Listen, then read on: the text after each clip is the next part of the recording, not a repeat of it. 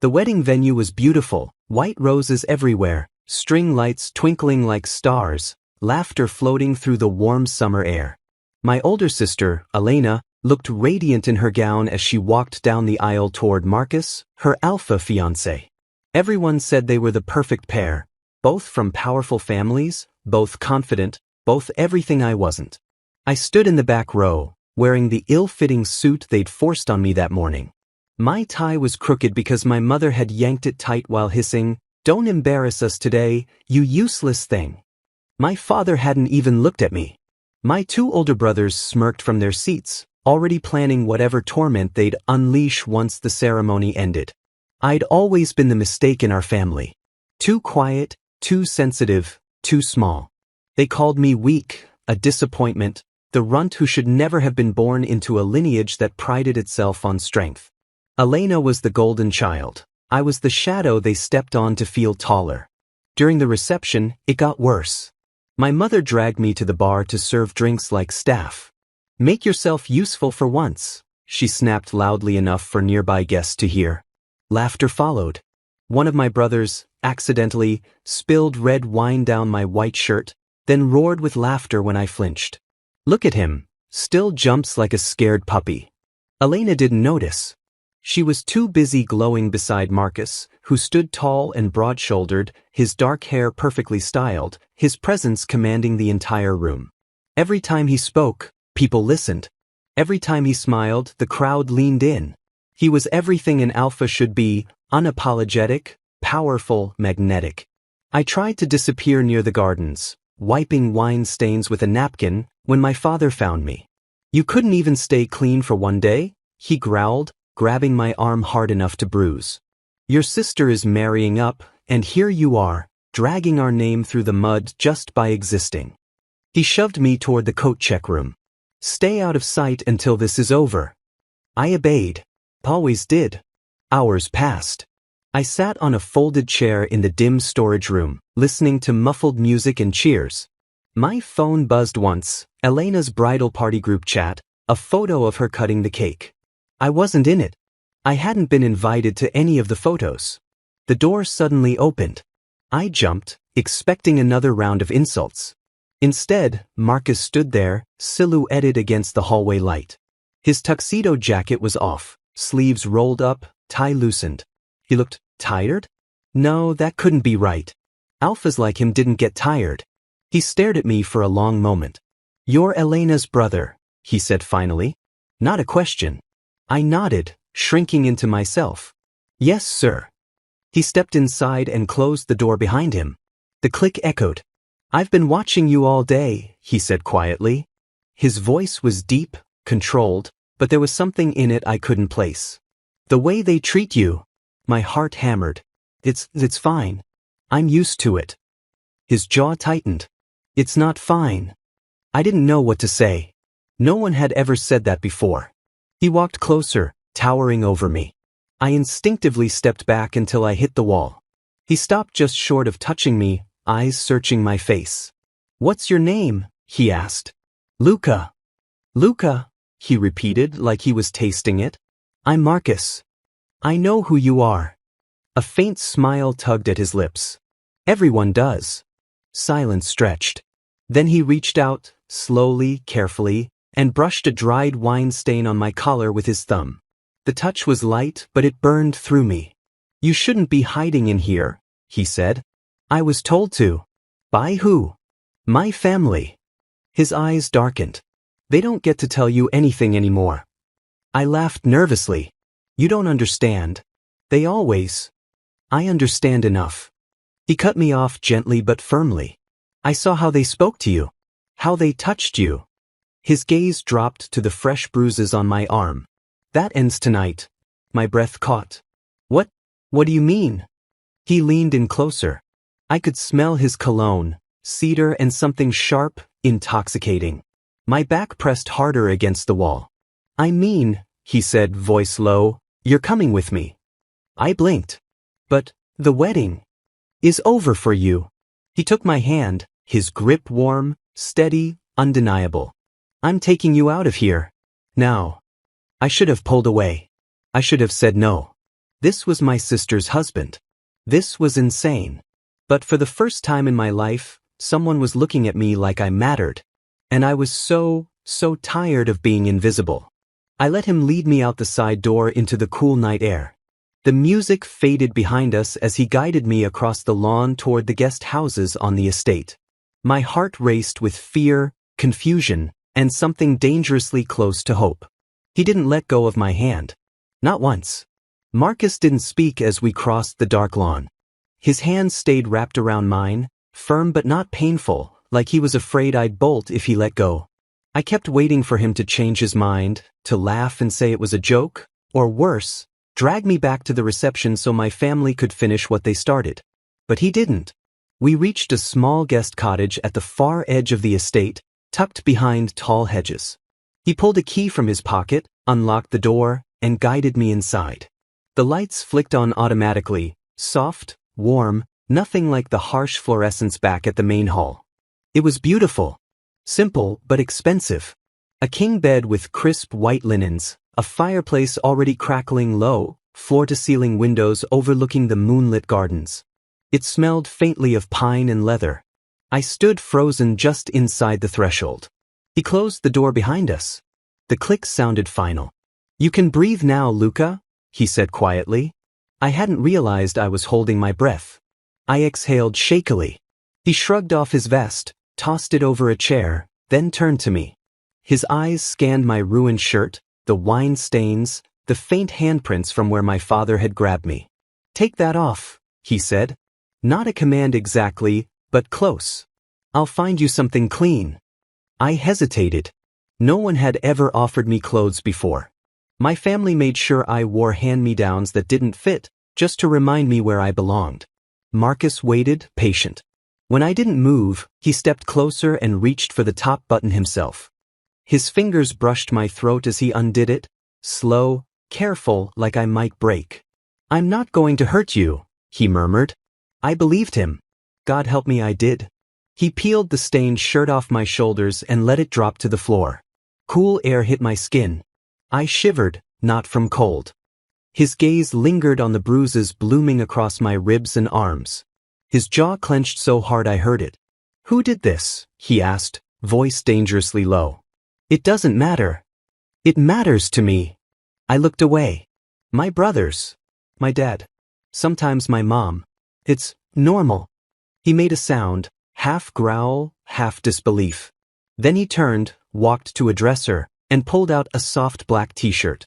He came back and held it open for me. Arms up. I obeyed without thinking. He slipped the shirt over my head, smoothing it down my sides. It was huge on me, hanging to mid-thigh, smelling like him. I wanted to bury my face in it and disappear. He stepped back, studying me. "Better." I hugged my arms around myself. "Why are you doing this?" He didn't answer right away. Instead, he walked to the minibar, poured 2 glasses of water, and handed me one. "Drink." I took it with trembling hands. He watched me sip, then took the glass away when I was done and set it aside. "I noticed you weeks ago," he said finally. "At the engagement dinner. You sat in the corner the entire night. Didn't eat. Didn't speak. Just watched everyone like you were waiting for permission to exist." I flushed. I remembered that night. My mother had threatened to lock me in the basement if I embarrassed her. "I saw how they looked at you," he continued. "Like you were nothing. And I thought, how can someone so beautiful be treated like trash?" Beautiful. No one had ever called me that. I laughed, a broken sound. "I'm not." "You are." He stepped closer, tilting my chin up with 2 fingers. "You have no idea, do you?" My heart was pounding so loud I was sure he could hear it. "Elena never mentioned you," he said. "Not once. I thought she only had brothers who acted like entitled pricks. Then tonight, I saw you. Really saw you. And I couldn't." He stopped, jaw tight again. "I couldn't leave you there with them." I swallowed hard. "But you just married her." Something flickered in his eyes. Regret? Anger? I couldn't tell. That marriage was arranged years ago. Business. Power. 2 families merging assets. He said it flatly, like reading a contract. I didn't choose it. But tonight, watching them destroy you, I made a choice. I stared at him. You don't even know me. I know enough. His thumb brushed my lower lip, gentle. I know you deserve better than a storage room and bruises. I felt tears prick my eyes. I blinked them back furiously. He saw anyway. Don't, he whispered. Don't hide from me. Then he leaned down and kissed me. It wasn't rushed or forceful. It was slow, deliberate, like he was giving me time to pull away. I didn't. I couldn't. His lips were warm, soft at first, then firmer as I leaned into him. One hand cupped my jaw, the other settled at my waist, pulling me closer. I clutched his shirt, dizzy, drowning in the taste of him, mint and something darker, addictive. He deepened the kiss, tilting my head back, exploring my mouth like he'd been waiting months to do it. I whimpered softly, and he answered with a low sound in his throat that made my knees weak. When he finally pulled back, we were both breathing hard. His forehead rested against mine. I'm not letting them near you again, he said against my lips. Not tonight. Not ever. I wanted to argue, tell him it was impossible, that my family would never let me go, that this was insane, but the words wouldn't come. Instead, I whispered, what happens tomorrow? Tomorrow, he said, I deal with the fallout. Tonight you're safe. He led me to the bed, pulled back the covers, and urged me to sit. Then he knelt in front of me, unlacing my uncomfortable dress shoes and slipping them off. I watched him, stunned. An alpha, my sister's husband, was kneeling at my feet, taking care of me. He stood, toed off his own shoes, then climbed onto the bed beside me. He didn't ask permission. He just pulled me down with him, tucking me against his chest. I was stiff at first, waiting for the catch. There was none.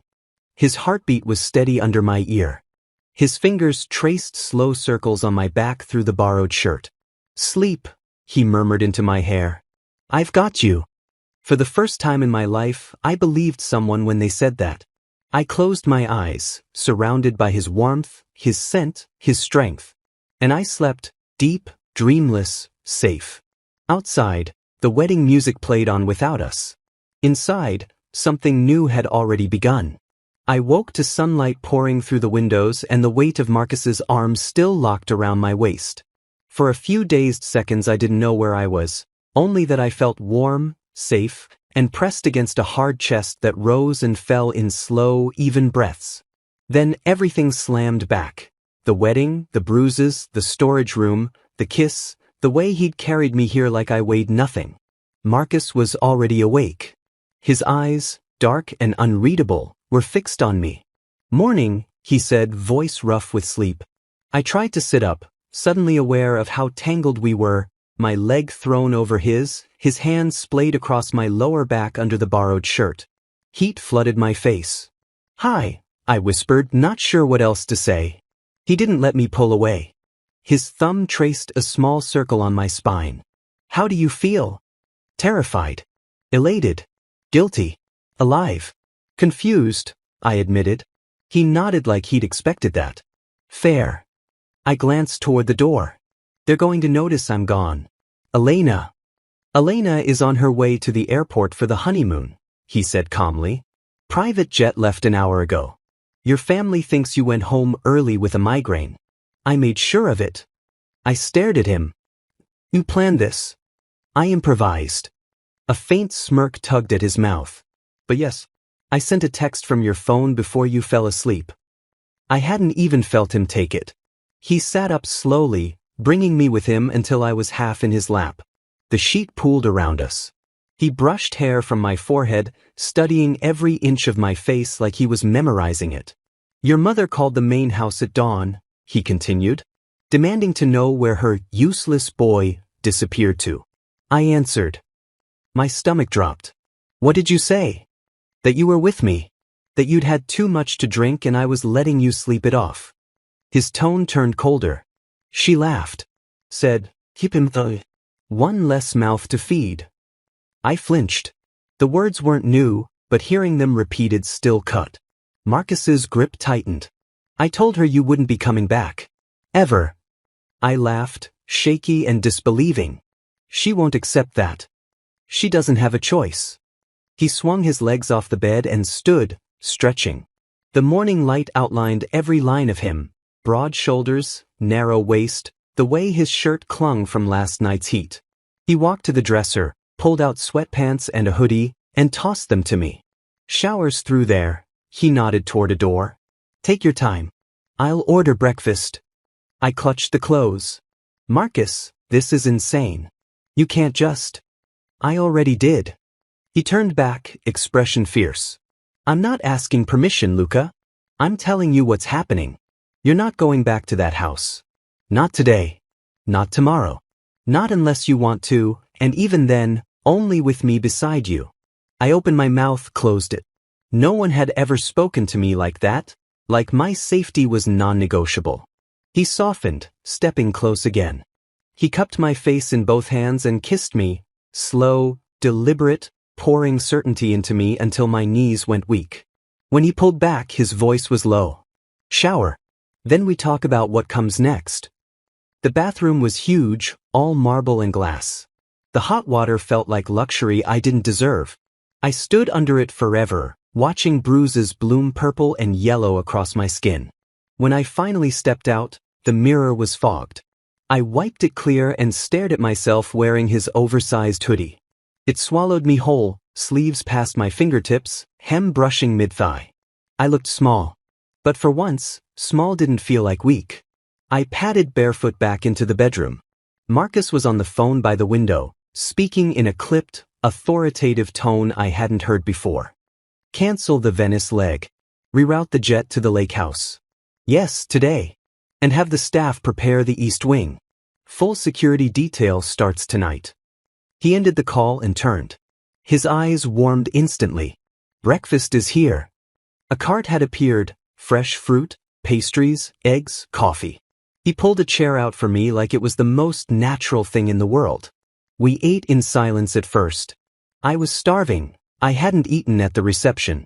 He watched me demolish a croissant and poured me more coffee without asking.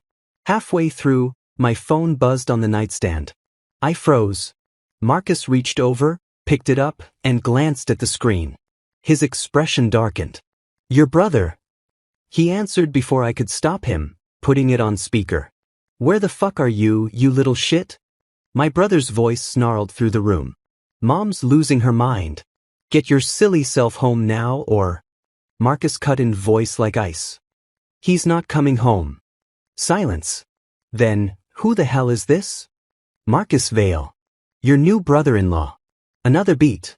"Elena's husband? What the fuck are you doing with him?" Exactly what I said. "Luca stays with me." My brother laughed, ugly and loud. "You've got to be kidding. You want our defective little runt? Take him. Good luck. He cries if you look at him wrong." Marcus's knuckles went white around the phone. "Tell your mother the merger terms just changed. If anyone comes near Luca again, if I hear so much as a rumor of contact without my approval, I pull out. Every deal, every contract, every cent gone." Dead silence. "You're bluffing," my brother finally said, but his voice wavered.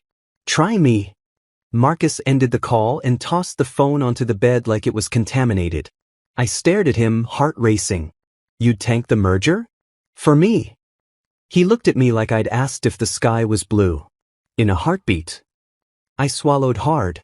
"Why?" He stood, walked around the table, and pulled me up into his arms.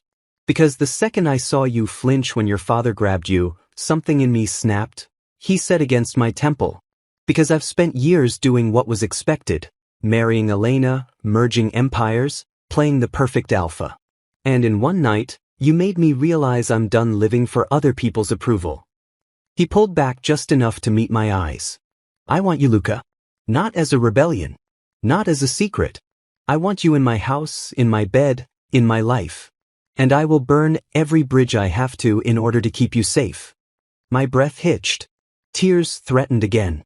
He kissed me before they could fall, deeper this time, hungrier. I melted against him, hands fisting his shirt, letting him lift me onto the table's edge.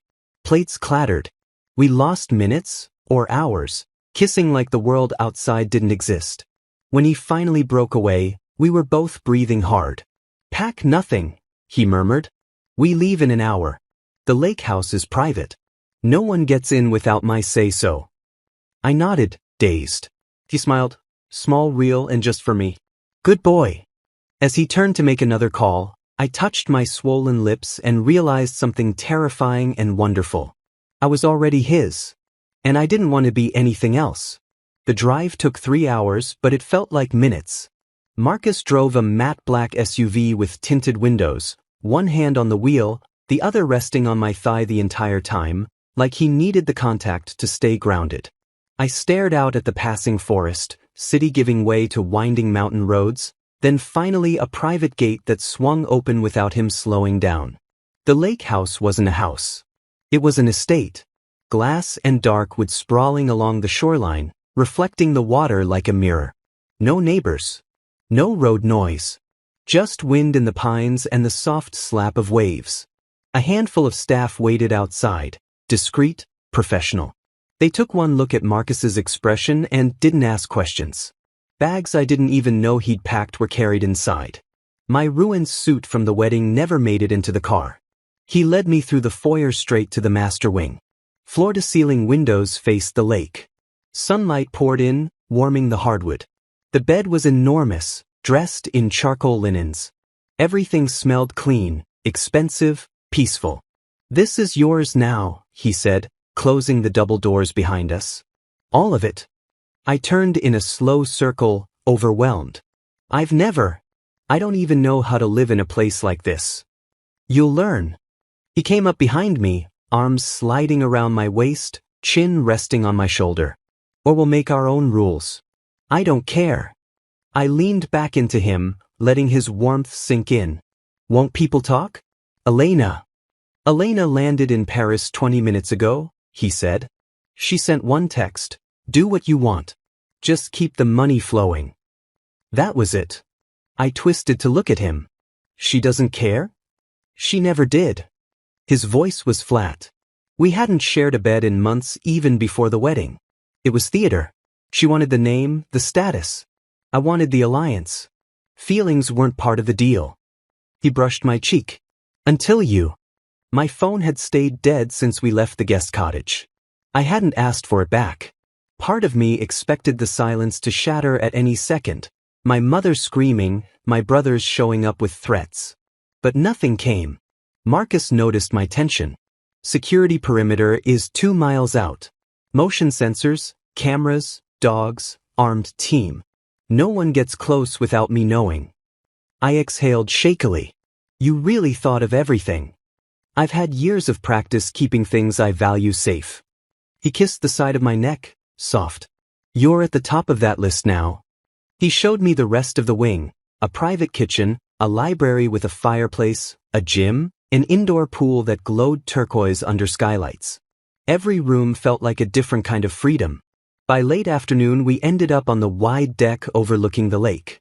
He'd changed into jeans and a fitted black sweater that made him look less like a billionaire alpha and more like someone I could actually reach. I wore another borrowed hoodie and soft joggers, clothes he'd apparently ordered overnight in my size. We sat on the outdoor sofa, my legs across his lap, his fingers tracing idle patterns on my ankle.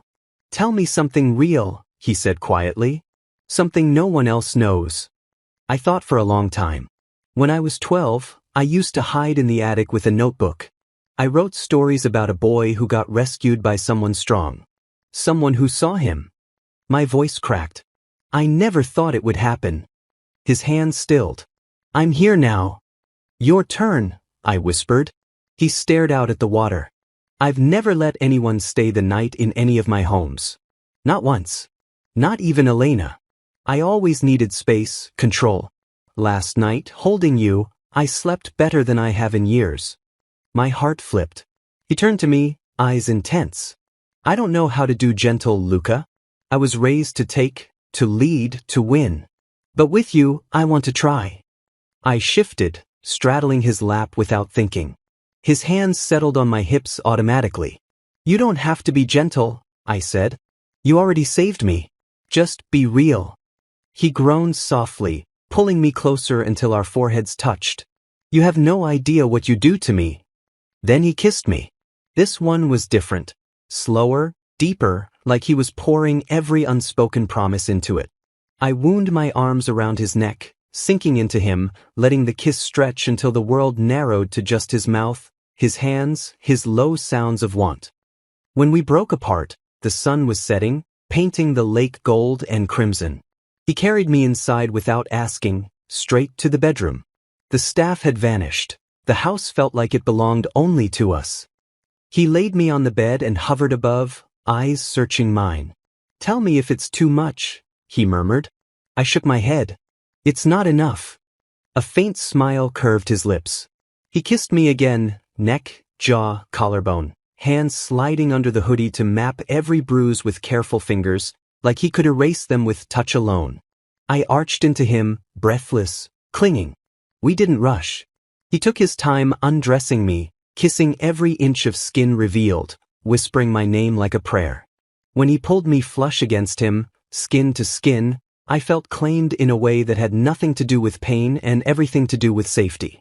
The night blurred into heat and closeness, emotions spilling over in gasps and quiet moans. He held me through every wave, grounding me, until pleasure crested and left us both trembling. Afterward, he tucked me against his chest, fingers stroking my hair. "I meant it," he said into the dark. "You're mine now. Not property. Mine to protect. Mine to love if you'll let me." Tears slipped free, but they weren't from hurt this time. "I already do," I whispered. He kissed my temple, arm tightening around me. Outside, the lake lapped gently at the shore. Inside, for the first time in my life, I wasn't afraid to fall asleep. 2 weeks at the lake house passed like a dream I was terrified to wake from. Days blurred into long mornings in bed, lazy afternoons reading side by side on the deck, evenings cooking together in the massive kitchen while Marcus teased me about my terrible knife skills. Nights were spent tangled in each other, learning every sound, every touch, every way he could make me feel cherished. He never rushed me, never raised his voice, never let me lift a finger if he could do it instead. He bought me clothes, books, art supplies, anything I glanced at twice. When I tried to thank him, he'd just kiss me quiet and say, "Let me take care of you. That's all I want." I was starting to believe this could be forever. Then the first crack appeared. It was a Thursday afternoon. I was sketching on the deck, the lake calm, sun high, when Marcus's phone rang inside. He'd left it on the kitchen island. I heard his voice through the open doors, low and sharp. "No." I said, "No visitors." "Not yet." The pause.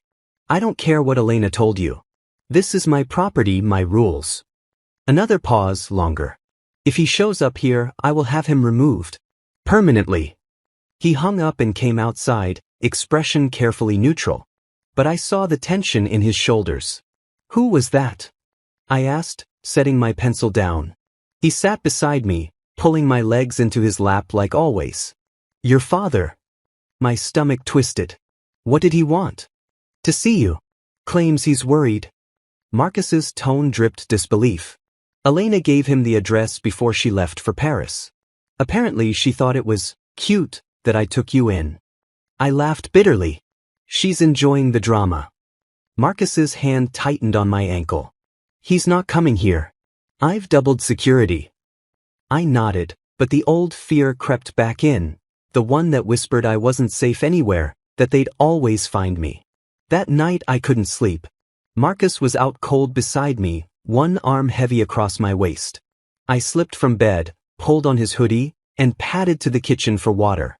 My new phone, the one Marcus had given me with only his number and emergency contacts, sat charging on the counter. It buzzed. A known number. I shouldn't have answered. But my thumb hovered, then pressed accept. Finally, my mother's voice hissed. "Do you have any idea the embarrassment you've caused?" I froze, glass halfway to my lips. "Running off with your sister's husband like some cheap whore. Elena is humiliated in front of everyone. Get your things and come home right now." I gripped the counter. "I'm not coming back." "You ungrateful little..." She cut herself off, voice turning syrupy. "Sweetheart, we miss you. Your father is beside himself. Just come home. We'll forget all of this nonsense." I almost laughed. You told Marcus to keep me. One less mouth to feed. Remember? Silence. Then colder, that man will tire of you in a week. You're nothing special, Luca. When he's done playing house, where will you go? Back to us, begging. Or the streets. The words hit like old bruises reopening. I ended the call with shaking fingers and blocked the number. Marcus appeared in the doorway, hair tousled, eyes sharp. Who was that? I couldn't lie to him. My mom. He crossed the room in 3 strides, taking the phone from my hand, checking the call log. His jaw went rigid. She won't stop, I whispered. None of them will. They'll keep coming until... They won't. He cupped my face, thumbs brushing my cheeks. Listen to me. I have lawyers drafting papers. Restraining orders. I'm severing every business tie that connects me to your family. They have nothing left to threaten me with. I searched his eyes. But they'll hate you for it. I don't care. He pulled me against his chest. I only care about you. I buried my face in his neck, breathing him in until the panic eased. The next morning, he had to go into the city for 1 day, some urgent board meeting he couldn't move. He hated leaving me. I'll be back by dinner, he promised, kissing me deeply at the door. Security stays on high alert. Don't open the gate for anyone. Call me if you need anything. I nodded, waving as the SUV disappeared down the private drive. The house felt too quiet without him. I tried sketching, reading, swimming. Nothing held my attention.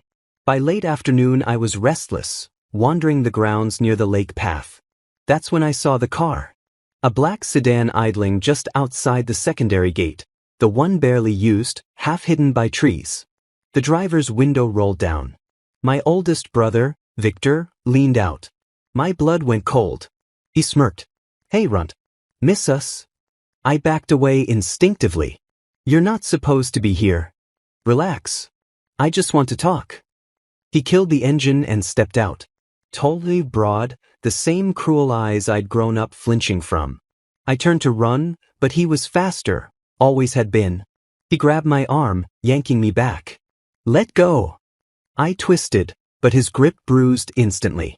Listen up, he snarled, shoving me against the gate. You think you can ruin everything?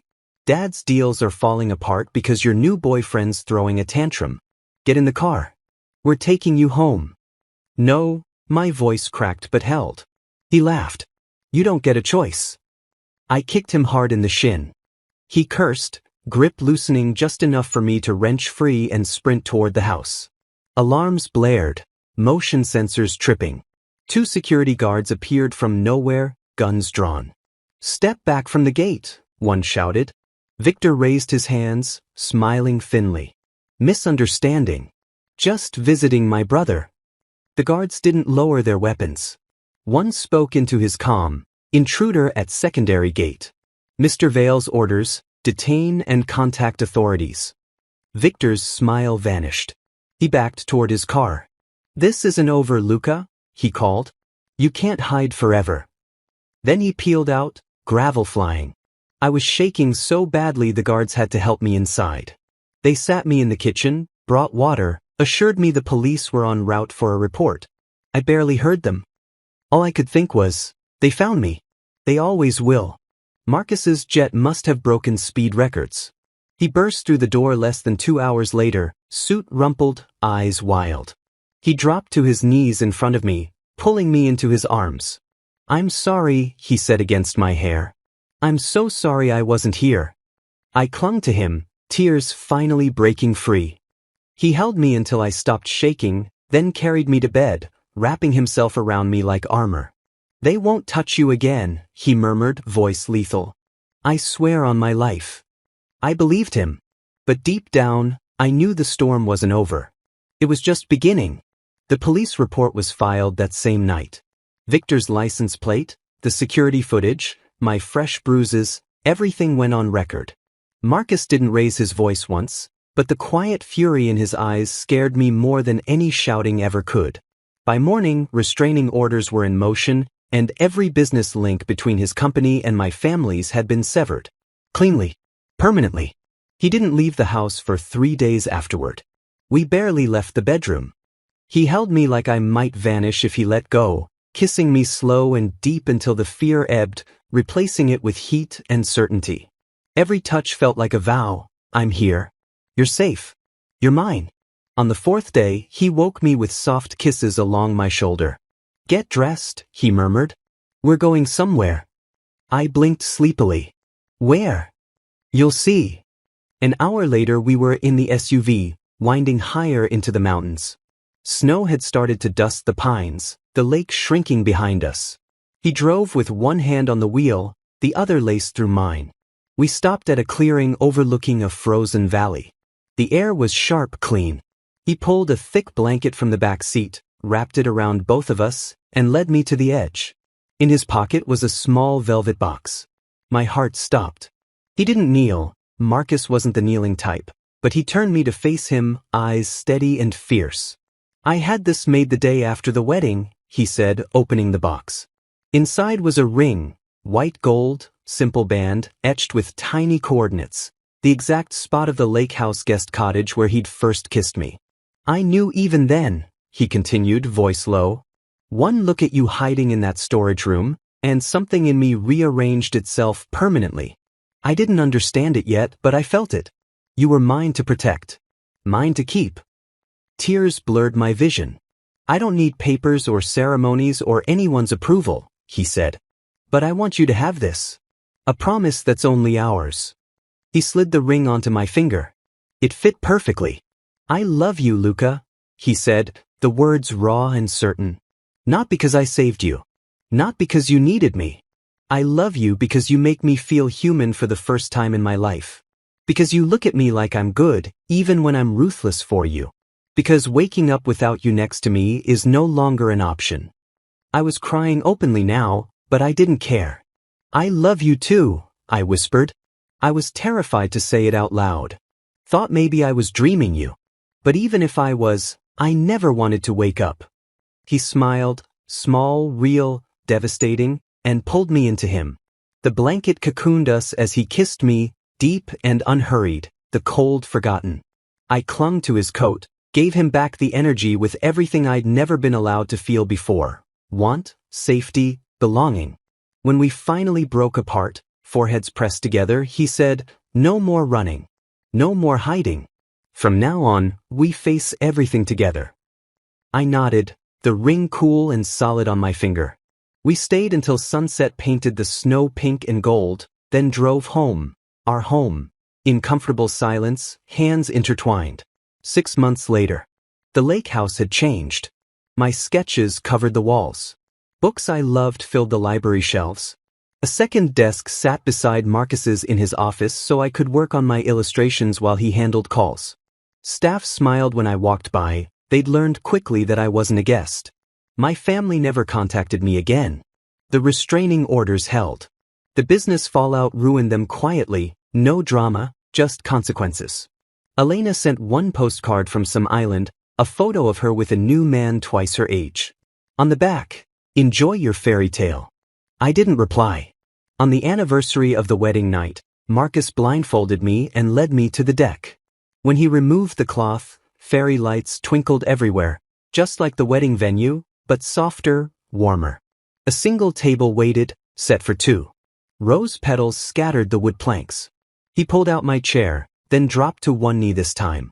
In his hand was another ring, matching his, etched with today's coordinates. I told you I didn't need ceremonies, he said, smiling up at me. But you deserve one that's yours. Marry me, Luca. Not for protection or rebellion. Just because we choose each other. Every day. Forever. I laughed through happy tears and tackled him right there on the deck, kissing him until we were breathless. Yes, I said against his lips.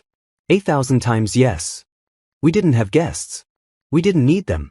The staff witnessed quietly from the windows, smiling. We exchanged rings under the stars, vows simple and true. I, Luca, take you, Marcus, to be my home. I, Marcus, take you, Luca, to be my heart. Later, in our bed, he held me close, fingers tracing the new ring. No one will ever hurt you again, he whispered. I know, I said, curling into him, because I'm not alone anymore. Outside, Snow fell softly over the lake. Inside, I was finally completely safe and loved beyond anything I'd ever dared dream. The bullied boy from the storage room was gone. In his place was someone chosen, cherished, whole. And I was never going back. Thank you for watching, everyone. I also want to hear your thoughts about this story, and as you do so, don't forget to subscribe, like and share for more amazing BL stories.